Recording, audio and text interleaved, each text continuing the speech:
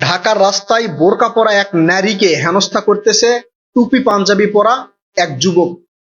এক কোচিং সেন্টারে ছোট্ট একটা বাচ্চাকে অমানবিক নির্যাতন করছে শিক্ষিকা। রূপপুর পারমাণবিক বিদ্যুৎ কেন্দ্রে গুপ্ত হত্যা করা হয়েছে। শুভেন্দু অধিকারী কলকাতার ক্ষমতায় আসার পরে মসজিদে আগুন দেওয়া হয়েছে। আপনাদের কাছে এই খবরগুলো খুবই হৃদয় বিদারক মনে হচ্ছে না? মনে হচ্ছে না যে আসলে বাংলাদেশে হচ্ছে কি, ভারতের মুসলমানদের উপরে কি চলতেছে? এই ভিডিওগুলো ছড়িয়ে পড়ার পরে মানুষের একটা মানবিক রিয়াকশন দেখতে পাচ্ছি। কমেন্টে গেলে তারা ক্ষোভ, রাগ, মান, অভিমান সেখানে ঢেলে দিচ্ছে। Million million billion billion view হচ্ছে। আসল ঘটনা কি? আসলে বাংলাদেশের বলে চালিয়ে দেওয়া এই যতগুলো ঘটনা আপনারা দেখলেন, একটাও সত্য নয়। কলকাতার মসজিদে আগুন দেওয়া হয়েছে যেই ভিডিওটা আপনারা দেখছেন, এই ভিডিওটা জামাতের বার্তা নামের এক ফেসবুক পেজ থেকে সরানো হয়েছে, যেটা পুরোপুরি মিথ্যা কথা। এগুলো দেখলে মানুষের ভিতরে একটা আতঙ্কের সৃষ্টি হয়। তারা মনে করে দেশে হচ্ছে কি, বা মুসলমানদের উপরে কি শুরু হয়েছে। এদের পিছনের আসল উদ্দেশ্য হচ্ছে দেশকে অস্থিতিশীল করা, সরকারকে বিভ্রান্ত করা, জনগণের মধ্যে জনরোষ সৃষ্টি করা। এটা হচ্ছে তাদের মূল লক্ষ্য বলে আমি মনে করি। আপনারা কি মনে করছেন? আপনারা আপনাদের মূল্যবান মতামত কমেন্ট করে জানাবেন। এবং সোশ্যাল মিডিয়ায় ছড়িয়ে পড়া সব ঘটনাগুলোই যে সত্য নয়, সেইটা বুঝাতে ভিডিওতে একটু লাইক কমেন্ট করবেন। একই সাথে ফেসবুকে যারা দেখবেন তারা বিভিন্ন পেজ, আইডি, গ্রুপ এগুলোতে এই ভিডিওটা শেয়ার করে দিবেন, যাতে মানুষজন বুঝতে পারে যে এদের পিছনের যে উদ্দেশ্য, এটা অন্য উদ্দেশ্য। দেশের জনগণকে বিভ্রান্তি করা, দেশকে অস্থিতিশীল করা। মানুষের এই ঘটনাগুলো জানা দরকার। আসলে এই ঘটনাগুলোর পিছনের রহস্য কি সেগুলো আপনাদেরকে বলি, তাহলে পুরোপুরি ক্লিয়ার হয়ে যাবেন। আবার বলছি, ভিডিওটা শেয়ার করে দিবেন, সবার জানা উচিত। কারণ এই বট বাহিনীর হাত থেকে মানুষজনের বাঁচা উচিত। আমরা একটা ঘটনা দেখলেই মনে করি যে কি ধরনের একটা হৃদয় বিদারক ঘটনা। এই যে ঢাকার রাস্তায় বোরকা পরা মেয়েরা তো আসলে নিরাপদ না, এটাই মনে হচ্ছে, তাই না? আসলে আপনারা এই বোরকা পরা মেয়ের উপরে একটা ছেলের যেই হেনস্থা করার যে ভিডিওটা দেখেছেন সিসি ক্যামেরা ফুটেজে, এইটা বাংলাদেশের কোনো ঘটনা নয়। এটা ভারতের কোনো এক প্রদেশের এই ঘটনা ঘটেছে। ভারতের সংবাদ মাধ্যমে এটা নিয়ে নিউজ হয়েছে এবং এটা নিয়ে তদন্ত হয়েছে, তার বিচারও হয়েছে। এটাকে, সেই পুরানো ভিডিওকে বাংলাদেশের ভিডিও বলে চালিয়ে দেওয়া হচ্ছে। আবার এই যে কলকাতায় যে আগুনের ঘটনা দেখলেন, যে কলকাতায় মমতা ব্যানার্জির পরাজয় হয়ে শুভেন্দু অধিকারী ক্ষমতায় আসার পরে মসজিদে মসজিদে আগুন দেওয়া হচ্ছে, এই ভিডিওটা কিন্তু মিলিয়ন মিলিয়ন ভিউ হয়েছে। এই ভিডিও আপলোড করা হয়েছে জামাতের বার্তা নামের এক পেজ থেকে। আসলে এই ঘটনা কিন্তু এই শুভেন্দু অধিকারী ক্ষমতায় আসার পরের ঘটনা না। এই ঘটনা হচ্ছে কাশ্মীরের একটা মসজিদ সংলগ্ন মাদ্রাসায় হঠাৎ করে অগ্নিকাণ্ডের ঘটনা ঘটেছে। সেইটা নিয়ে এনডিটিভি থেকে শুরু করে রয়টার্সে এই প্রতিবেদন আসছে, এবং সেইটা নিয়ে ভারতের যেই রাজ্য সরকার সেটার ব্যবস্থাও গ্রহণ করেছে। আসল ঘটনা সেখানে প্রকাশ হয়েছে। কেন আগুনের সূত্রপাত হয়েছিল, সেখানে কয়েল জ্বালানো থেকে আগুনের সূত্রপাত হয়েছিল, সেটা নিয়ে তদন্ত করা হয়েছে এবং সেই ঘটনা ওখানেই শেষ করে দেওয়া হয়েছে।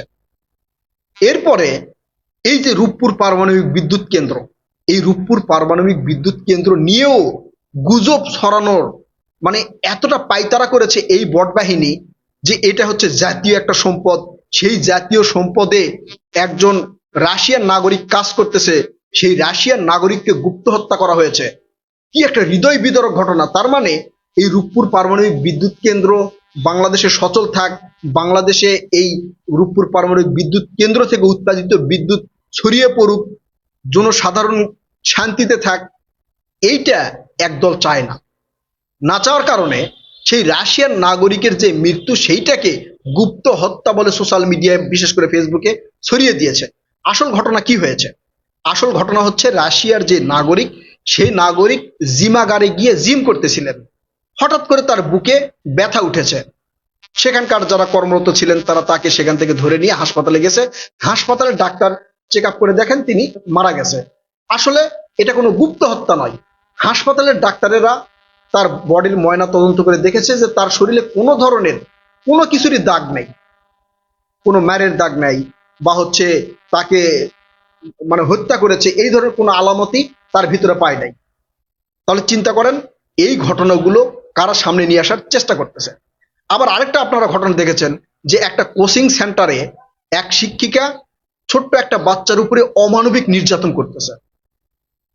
এই ঘটনাটাও বাংলাদেশের না, ওইটার অরিজিনাল ভিডিও আমি দেখলাম, সেই অরিজিনাল ভিডিওতে হিন্দিতে কথা বলতেছে এবং পরবর্তীতে যাচাই বাছাই করে দেখলাম এইটা ভারতের তামিলনাড়ুর একটা ঘটনা। সেখানে কোচিং সেন্টারে এক শিক্ষিকা ছোট্ট একটা বাচ্চার উপরে নির্যাতন করতেছে, মানে মারধর করতেছে। পরবর্তীতে জানা গেল ওই বাচ্চা কয়েকদিন ধরে কোচিং সেন্টারে আসে নাই, এই জন্য শিক্ষিকা রাগান্বিত হয়ে তার উপরে এই মানে অত্যাচারটা করেছে। পরবর্তীতে এটা নিয়ে তামিলনাড়ুতে মামলা হয়েছে এবং ওই শিক্ষিকার বিচার হয়েছে। এটা ভারতে তখন এই নিউজটা ব্যাপকভাবে ছড়িয়ে পড়েছে। এখন প্রশ্ন হচ্ছে, তাহলে ভারতের এই ঘটনাগুলো এই বাংলাদেশের বলে সোশ্যাল মিডিয়ায় ছড়িয়ে দেওয়া হচ্ছে কেন? এর পিছনের উদ্দেশ্য কি? আমি আপনাদের অনেক আগে অনেকগুলো ভিডিওতে বলেছিলাম যে তারেক রহমান ক্ষমতায় বসার পরে বাংলাদেশকে অস্থিতিশীল করতে, বাংলাদেশের জনগণকে বিভ্রান্তি করতে একটা দল পায়তারা করতেছে, আর সেটা এই সোশ্যাল মিডিয়া ব্যবহার করে। এই জন্য আপনাদের অনেকবার বলেছিলাম যে যারা বিএনপির নেতাকর্মীরা আছেন তাদের উচিত হবে সোশ্যাল মিডিয়ায় ব্যাপকভাবে অবস্থান গ্রহণ করা। এই সোশ্যাল মিডিয়া একটা সরকারের পক্ষে বা বিপক্ষে কি পরিমাণ ভূমিকা রাখে আপনারা আওয়ামী লীগের সময় দেখেছেন। আওয়ামী লীগের সময় আওয়ামী লীগের নেতাকর্মীরা বিভিন্ন রাজনৈতিক কাজে ব্যস্ত ছিল এবং তাদের যে অপকর্মগুলো সোশ্যাল মিডিয়ায় ব্যাপকভাবে ছড়িয়ে পড়েছে, জনগণের মধ্যে জনরোষ সৃষ্টি হয়েছে। এই কারণে কিন্তু আওয়ামী লীগের পতন ঘটেছে। সাধারণ জনগণের মধ্যে রাগ ক্ষোভ এই সোশ্যাল মিডিয়ার ভিডিও দেখে শুরু হয়েছে। ওই পিনাকি ভট্টাচার্য সাংবাদিক ইলিয়াস মানুষজনকে ডাক দিয়েছে, রাস্তায় নেমেছে। কিভাবে ডাক দিয়েছে? এই সোশ্যাল মিডিয়া ব্যবহার করে তারা ডাক দিয়েছে। এখন বিএনপির কোনো অপকর্ম তো খুঁজে পাচ্ছে না। তারেক রহমান ক্ষমতায় আসার পর থেকে বিএনপির একটা দোষ বা তারেক রহমানের একটা দোষ, একটা ভুল ভ্রান্তি কিন্তু তারা খুঁজে পাচ্ছে না, যে সেইটা নিয়ে তারা আলোচনা সমালোচনা করবে, মানুষজনকে বোঝানোর চেষ্টা করবে যে তারেক রহমান দেশ ভালোভাবে চালাতে পারছে না। এই ধরনের কোনো ঘটনা ইস্যু তারা খুঁজে পাচ্ছে না। না পাওয়ার কারণে অতীতে কোন দেশে কি ঘটনা ঘটেছে, কোথায় আগুন লেগেছে, কোথায় শিক্ষিকা কোন ছাত্রকে মেরেছে, এগুলো এখন বাংলাদেশের বলে চালিয়ে দেওয়া হচ্ছে এবং জনগণকে বোঝানো হচ্ছে যে দেখেন বাংলাদেশে কি শুরু হয়েছে, বিএনপি সরকার ক্ষমতায় আসার পর থেকে এগুলো কি শুরু হয়েছে।